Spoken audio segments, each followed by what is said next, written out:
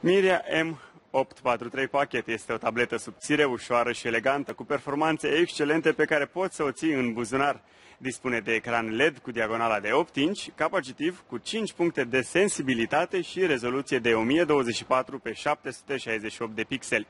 Procesorul este rack chip de 1,5 GHz, dual core, memoria internă fiind de 8 GB și poate fi mărită cu încă 32 de GB prin card de memorie microSD.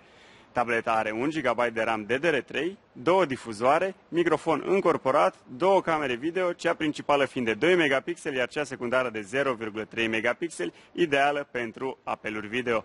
Suportă majoritatea formatelor audio și video, chiar și Full HD, foto, e-book, jocuri și multimedia. Miria Pocket se poate conecta la internet prin wireless sau, opțional, prin modem 3G. Prezintă următoarele porturi: micro USB, micro HDMI, ieșire audio, iar bateria este de 4500 de mAh. Sistemul de operare este Android 4.1, tableta având și 2 jocuri preinstalate, Angry Birds și Fruit Ninja. În cutie găsim tableta cu bateria încorporată, încărcător, cablu USB, adaptor pentru modem 3G, manual de utilizare și certificat de garanție.